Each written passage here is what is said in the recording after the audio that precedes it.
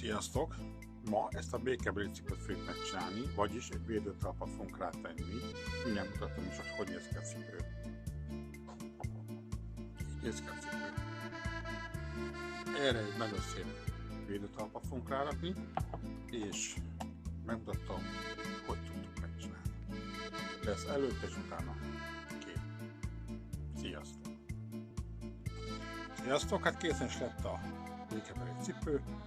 Ilyen kéztalpat tudtunk rátenni, nagyon jó minőségű, és újra mondhatom. Szerintem egy nagyon szép cipő. Sziasztok!